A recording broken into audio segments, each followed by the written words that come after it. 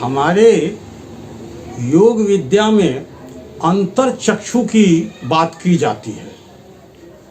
रमन महर्षि कहते हैं, उनसे एक साधक ने जाकर के पूछा कि गुरुवर, आप कहते हैं मैं की खोज करें, तो ये मैं कहाँ है?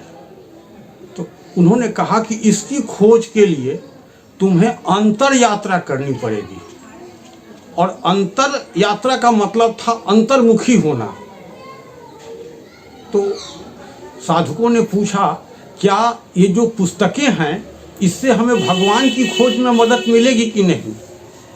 तो उन्होंने कहा कि जो भी कुछ तुम पढ़ते हो, समझते हो, वो संसार के विषय में पढ़ते हो, और जो चीज़ नहीं समझते हो वही भगवान है। तो उन्होंने कहा कि आखिर इसकी खोज कैसे हो? तो कहा, मैंने एक उदाहरण दिया जा रहा है कि एक साइंटिस्ट टेलीस्कोप से दूर के तारों को देखता है और वो इतना मशगूल हो जाता है तारों को देखने में कि उसका स्वयं का भान नहीं रहता। तारों के विषय में बहुत ज्ञान तो प्राप्त कर लेता है, लेकिन स्वयं का उसको ज्ञान नहीं रहता।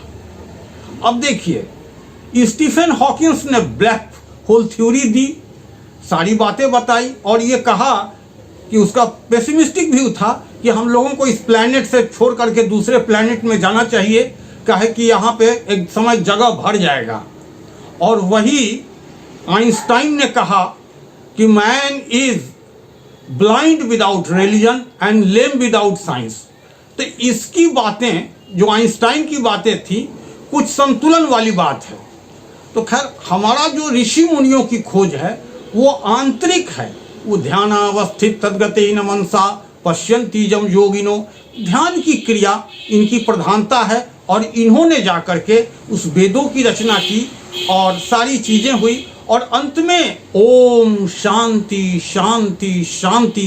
कौन ऐसी चीज है जिसको पाने के बाद आदमी उस परम सत्य को पा लेता है और शांत हो जाता है? भगवान बुद्ध ने अपने राजपाट को, महावीर ने भी राजपाट को त्यागा। तो ये भारत भूमि की खूबी है। और यहाँ पर शंकराचार्य हुए, उन्होंने भी कहा कि अहम ब्रह्मस्मि। सब तो आंतरिक खोज की बात करते हैं। अतः हमें इस पे समझना चाहिए कि जो भी हो, खुशियाँ तो अंदर में ही है, आनंद अंदर में ही है। आँख से हम बहुत सुंदर दृश्य देखते हैं, कान से हम बहुत सुंदर स्वर सुनते हैं, जीभ से अच्छा भोजन करते हैं, लेकिन वही अगर सर में दर्द हो जाता है तो सारी चीज़ें व्यर्थ मालूम होती है। इसलिए ऋषियों की बात ये सत्य मालूम पड़ती है कि आनंद का स्रोत अपना हृदय है, और ये अध्यात्म से ही संभव है। जय माँ दुर्गा।